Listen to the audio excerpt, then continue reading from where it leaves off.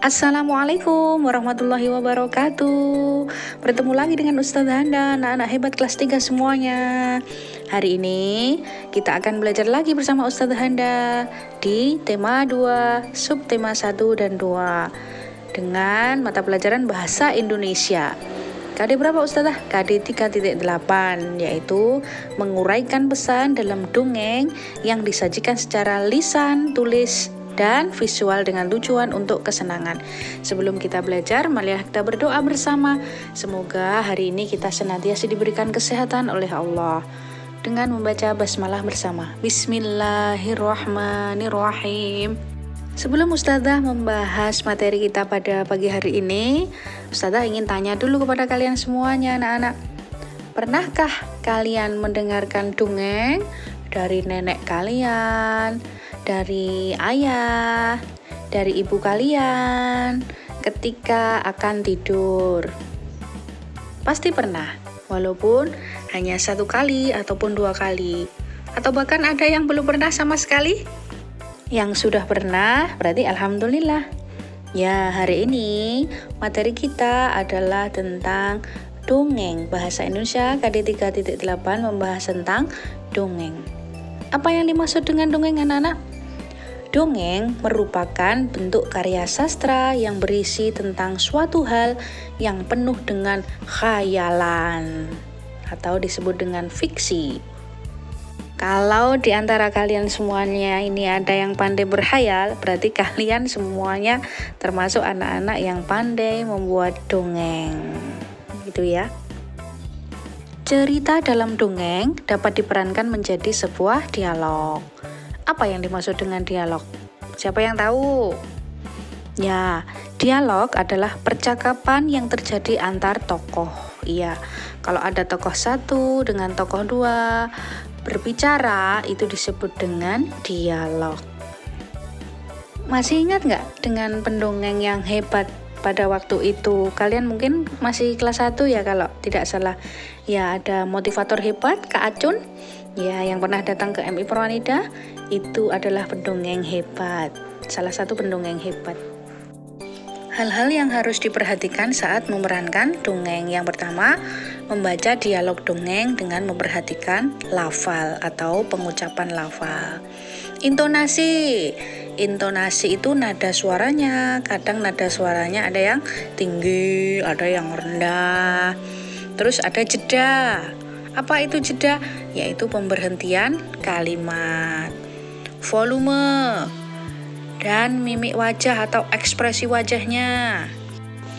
Nomor 2, ada menghayati watak atau karakter tokoh. Dalam dongeng pasti ada watak atau tokoh yang berbeda karakternya.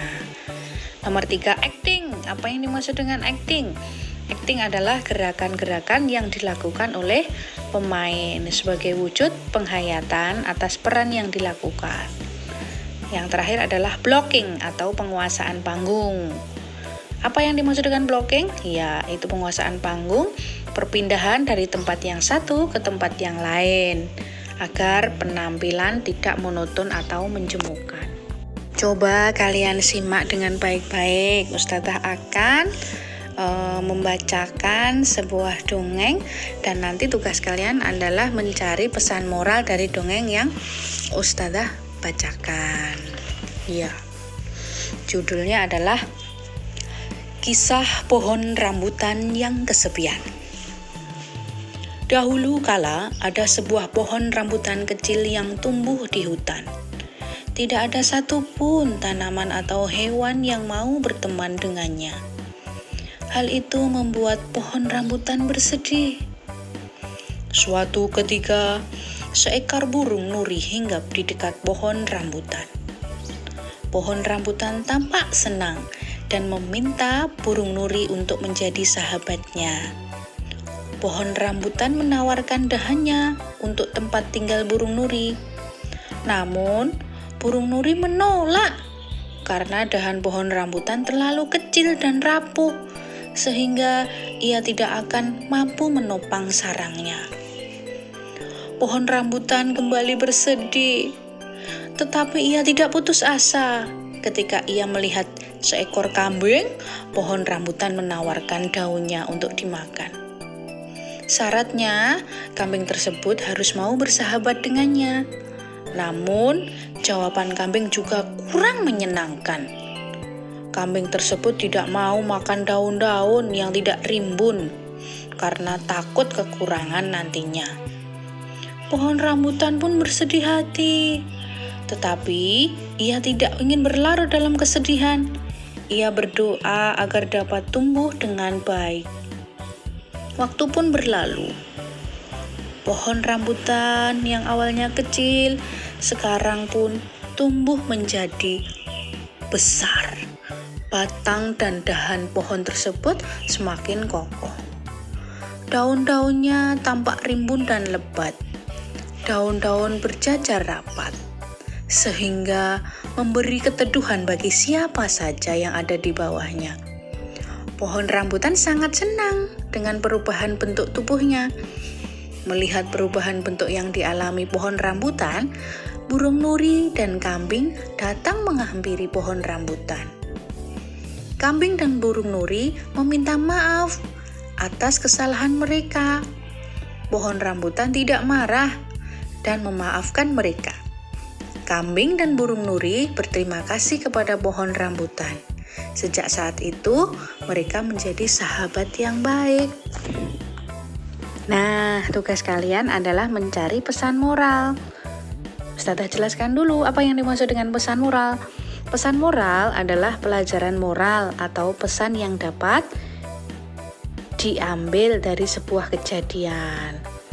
Pesan moral disebut juga dengan amanat. Ciri-ciri dari pesan moral dalam sebuah cerita yang pertama adalah pesan moral selalu baik.